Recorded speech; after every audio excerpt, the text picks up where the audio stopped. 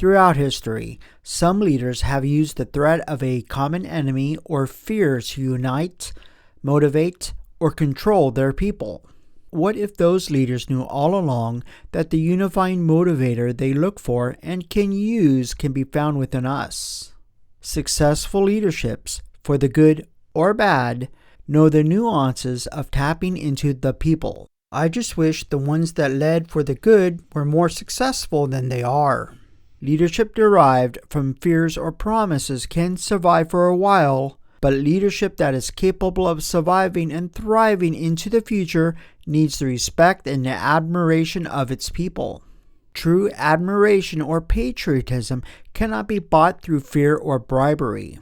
People may be coaxed into outwardly aiding or remaining silenced because of fear being imposed on them, but secretly and privately they continue to ignore, undermine, or resist those who or that which brings them fear. And as for bribery, the human nature of wanting increasingly more will prevail. And once a leadership is unable to supply those bribes, the support of the people will be lost. A leadership needs to do many things to earn the respect or admiration from their people. One of these things is to protect and take care of their citizenry where the society cannot. Protecting or providing for others can be motivated by good or bad reasons. We must also remember that no matter how an action appears, it can end for the good or for the bad, in truth or deception. If we are to survive into the next millennium, we must reject those who are only interested in self-gratification and power. We need those who seek facts, even if those facts are contradictory to their own personal beliefs.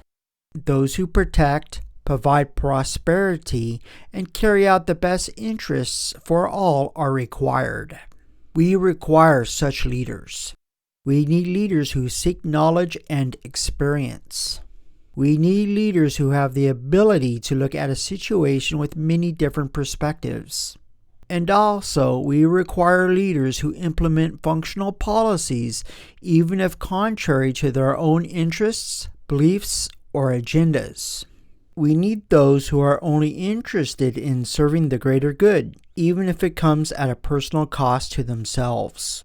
We need leaders who have a proven record of thinking of themselves last when balancing their good against that of the community. We require those who follow the positive inner light and well-being of the human species, and not self-interests. We need successful leaders who make significant differences. Leaders for the good, and unfortunately the ones for the bad as well, are the ones who can not only think in the abstract, but also see, create, and move toward their vision. We need those who can spur practical movement and organization toward that vision or goal for the betterment of the human species. They are the ones who help prepare us for the next challenges. We need leaders who are willing to acknowledge and solve problems even if the solution contradicts their personal beliefs, interests, or desires. If we are going to have leaders, should not they be the people who understand the world around us, our species, and the societies wherein we live? Why cannot we follow or at least listen to the most incorruptible? Why cannot we listen to the scientific for knowledge, the philosophical for temperament and insight, the truthfully spiritual for morality and heart, the practical for practicality, the dreamers for inspiration and new visions, the ingenious for ingenuity, the experts for their various areas of expertise, and those generalists who can see how all of the pieces of the puzzle come together so we do not suffer from myopia or tunnel vision?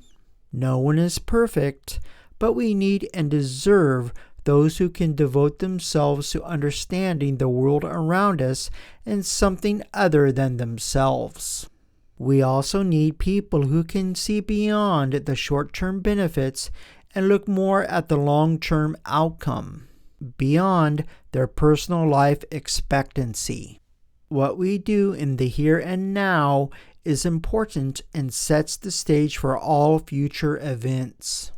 Do we not deserve leaders who are more concerned about the long term rather than the time between now and the end of their administrations? To help me continue, please consider a like, subscription to this channel, download of my free ebook or articles, or visit my website or social media channels. Thank you.